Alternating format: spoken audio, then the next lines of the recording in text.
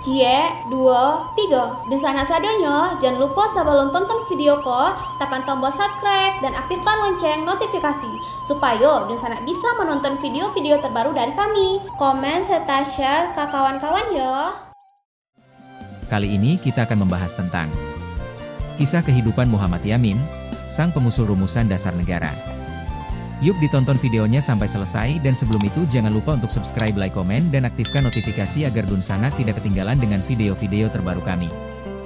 Profesor Mr. Muhammad Yamin, SH 24 Agustus 1903 17 Oktober 1962 adalah sastrawan, sejarawan, budayawan, politikus, dan ahli hukum yang telah dihormati sebagai pahlawan nasional Indonesia. Ia merupakan salah satu perintis puisi modern Indonesia dan pelopor Sumpah Pemuda sekaligus pencipta imaji keindonesiaan yang memengaruhi sejarah persatuan Indonesia. Muhammad Yamin dilahirkan di Talawi, Sawah Lunto pada 24 Agustus 1903. Ia merupakan putra dari pasangan Usman Baginda Hatip dan Siti Saadah yang masing-masing berasal dari Sawah Lunto dan Padang Panjang. Ayahnya memiliki 16 anak dari 5 istri, yang hampir keseluruhannya kelak menjadi intelektual yang berpengaruh. Saudara-saudara Yamin antara lain, Muhammad Yaman, seorang pendidik, Jamaluddin Adinegoro, seorang wartawan terkemuka, dan Ramana Usman, pelopor Korps Diplomatik Indonesia. Selain itu sepupunya, Muhammad Amir, juga merupakan tokoh pergerakan kemerdekaan Indonesia. Yamin mendapatkan pendidikan dasarnya di Hollands Chinlandse School Palembang, kemudian melanjutkannya ke Algemeen Middelbare School Surakarta Solo. Di AMS Surakarta, ia mulai mempelajari sejarah purbakala dan berbagai bahasa seperti Yunani, Latin, dan KEI. Namun setelah tamat, niat untuk melanjutkan pendidikan ke Leiden, Belanda harus diurungkannya karena ayahnya meninggal dunia. Ia kemudian menjalani kuliah di Rijkshogeschool te Batavia, Sekolah Tinggi Hukum di Jakarta, yang kelak menjadi Fakultas Hukum Universitas Indonesia, dan berhasil memperoleh gelar Master in the Rechten Sarjana Hukum pada tahun 1932. Kehidupan sosok yang menjadi salah satu pengusul rumusan dasar negara ini lahir di Talawi, Sawah Lunto, Sumatera Barat pada 23 Agustus 1903. Anak dari pasangan Usman Baginda Hatip dan Siti Saadah ini dibesarkan di lingkungan keluarga yang terpelajar. Ayahnya adalah seorang mantri kopi yang memastikan bahwa pendidikan anaknya haruslah layak dan mumpuni. Menurut sejarah, para mantri kopi di masa lalu memang termasuk ke dalam golongan terpelajar dengan kemampuan baca tulis dan berhitung yang baik. Sebagai seorang sastrawan dan penyair, salah satu cara yang diyakini Yamin dapat menjadi alat persatuan adalah bahasa. Gagasan ini diucapkannya dengan lantang dalam Kongres Pemuda I. Dilansir dari buku Cendekiawan dan Kekuasaan dalam Negara Orde Baru, 2003, Yamin menganjurkan penggunaan bahasa Melayu sebagai bahasa persatuan. Pada Kongres Pemuda II, Yamin menjabat sebagai Sekretaris Panitia Kongres. Saat Kongres berlangsung, Yamin menuliskan gagasan Sumpah Pemuda tersebut di kertas. Kertas itu kemudian dia sodorkan kepada Soegondo Jojo Poespito, yang saat itu menjabat Ketua Kongres. Ika heb een eleganter formulering for the resolutie, saya punya rumusan resolusi yang elegan, kata Yamin kepada Soegondo. Rumusan itulah yang hingga kini dikenal dengan nama Sumpah Pemuda. Muhammad Yamin memulai karir sebagai seorang penulis pada dekade 1920-an semasa dunia sastra Indonesia mengalami perkembangan. Karya-karya pertamanya ditulis menggunakan bahasa Melayu dalam jurnal Jong Sumatera, sebuah jurnal berbahasa Belanda pada tahun 1920. Karya-karya terawalnya masih terikat kepada bentuk-bentuk bahasa Melayu klasik. Pada tahun 1922, Yamin muncul untuk pertama kali sebagai penyair dengan puisinya, Tanah Air, yang dimaksud tanah airnya yaitu Minangkabau di Sumatera.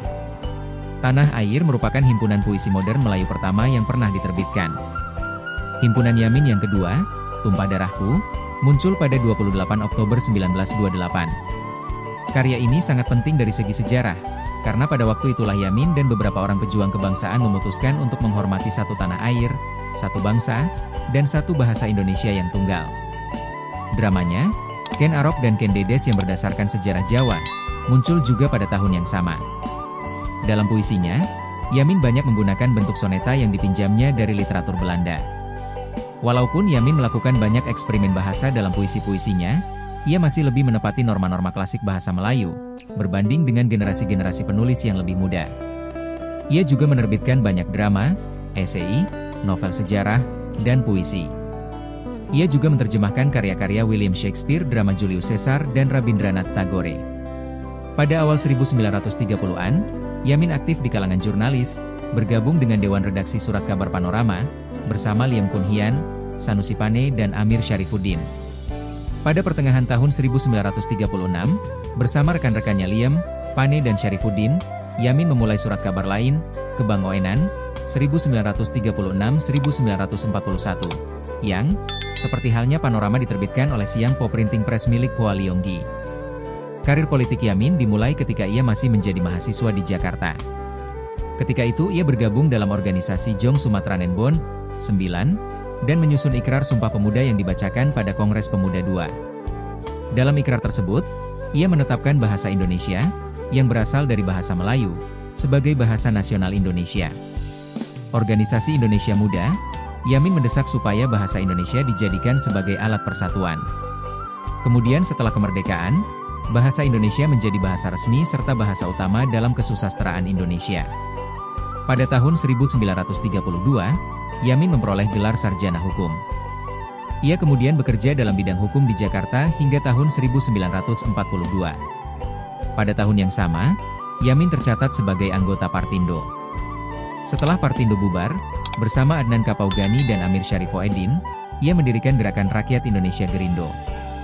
Tujuan Gerindo adalah untuk meningkatkan kesadaran publik akan ide-ide nasionalis dengan mengorganisir rakyat. Akan tetapi, pendirian Gerindo juga mencerminkan keinginan yang semakin besar di pihak banyak nasionalis sayap kiri untuk bekerja sama dengan Belanda. Kesediaan ini muncul baik dari keputusasaan atas prospek untuk mengorganisir perlawanan nasionalis yang efektif dalam menghadapi kekuatan militer dan polisi Belanda dan dari keyakinan bahwa kolaborasi melawan fasisme, terutama fasisme Jepang, memiliki prioritas tertinggi dalam urusan dunia. Gerindo berharap melalui kerjasama itu Belanda akan membentuk badan legislatif tersendiri di wilayah jajahan. Yamin dikeluarkan dari organisasi pada tahun 1939 karena melanggar peraturan, termasuk berkampanye melawan calon Gerindo lainnya dalam pemilihan Dewan Kota Madya Batavia. Ia kemudian mendirikan Partai Persatuan Indonesia Partindo. Dari tahun 1938 atau 1939 hingga 1942, Yamin menjadi anggota Volksraad pada tahun 1939, sebuah badan penasihat yang dibentuk pada tahun 1917 oleh Belanda di Hindia Belanda. Semasa pendudukan Jepang 1942 hingga 1945, Yamin bertugas pada Pusat Tenaga Rakyat Putra, sebuah organisasi nasionalis yang disokong oleh pemerintah Jepang. Pada tahun 1945, ia terpilih sebagai anggota Badan Penyelidik Usaha Persiapan Kemerdekaan Indonesia BUPKI. Dalam sidang BUPKI, Yamin banyak memainkan peran. Ia berpendapat agar hak asasi manusia dimasukkan ke dalam konstitusi negara. Ia juga mengusulkan agar wilayah Indonesia pasca kemerdekaan, mencakup Sarawak, Sabah, Semenanjung Malaya, Timor Portugis, serta semua wilayah Hindia Belanda. Soekarno yang juga merupakan anggota BUPKI menyokong ide Yamin tersebut. Setelah kemerdekaan, Soekarno menjadi Presiden Republik Indonesia yang pertama, dan Yamin dilantik untuk jabatan-jabatan yang penting dalam pemerintahannya. Yamin kemudian mengklaim bahwa pada tanggal 29 Mei 1945 ia menyampaikan pidato tentang dasar filosofis dan politik tertentu untuk negara baru yang diusulkan dan menyebutkan 5 prinsip bangsa, yang kemudian dikenal sebagai Pancasila dan kemudian dimasukkan dalam pembukaan Undang-Undang Dasar, UUD, 1945. Ini akan menjadi 2 hari sebelum pidato Soekarno menguraikan Pancasila pada 1 Juni. Pada tanggal 17 Agustus 1945, Soekarno memproklamasikan kemerdekaan Indonesia dan keesokan harinya, Panitia Persiapan Kemerdekaan Indonesia bertemu dan menugaskan Komisi 7, Soekarno, Muhammad Hatta, Soepomo, Soebarjo, Otto Iskandar Dinata, Yamin dan Wongsonegoro untuk menghasilkan versi final UUD. Setelah kemerdekaan, jabatan-jabatan yang pernah dipangku Yamin antara lain anggota DPR sejak tahun 1950, Menteri Kehakiman 1951, Menteri Pengajaran, Pendidikan, dan Kebudayaan 1953 hingga 1955, Ketua Dewan Perancangan Nasional. Dibantu 3 wakil ketua, yaitu Ukar Bratakusumah, Soekardip Sakirman melalui UU Nomor 80 Tahun 1958, 1958 hingga 1963, Menteri Sosial dan Kebudayaan 1959 hingga 1960, Ketua Dewan Pengawas IKBN antara 1961-1962 dan Menteri Penerangan 1962 hingga 1963. Pada saat menjabat sebagai Menteri Kehakiman, Yamin diwarisi untuk mengurusi 17.000 tahanan dari kabinet sebelumnya. Kebanyakan dari tahanan itu adalah tahanan politik yang ditahan tanpa melalui proses hukum atau proses pengadilan sejak tahun 1949 karena dicap komunis atau sosialis. Kala itu, Yamin membebaskan 950 tahanan politik tersebut yang memunculkan kontroversi karena Dewan Perwakilan Rakyat menentang akan keputusan tersebut. Ada kalimat tegas dari Yamin yang mengatakan, "Saya tanggung jawab." Pada akhirnya, tanpa grasi atau remisi, Yamin membebaskan orang-orang yang tidak bersalah itu. Lalu, pada saat menjabat sebagai Menteri Pengajaran, Pendidikan, dan Kebudayaan, Yamin banyak mendorong pendirian universitas-universitas negeri dan swasta di seluruh Indonesia.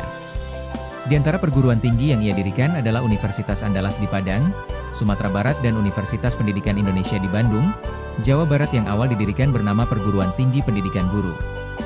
Muhammad Yamin meninggal di Jakarta pada 17 Oktober 1962. Sebagai pencetus ide-ide penting, Yamin mendominasi sejarah politik dan budaya Indonesia modern. Ide-idenya berkontribusi pada kebangkitan politik dan gelora kebanggaan nasional di Indonesia. Pada tahun 1973, ia ditetapkan sebagai pahlawan nasional Indonesia. Sekian mungkin sedikit cerita tentang kisah kehidupan Muhammad Yamin, sang pengusul rumusan dasar negara. Semoga bisa menambah pengalaman dan ilmu teman-teman. Sampai bertemu lagi di video-video kami selanjutnya.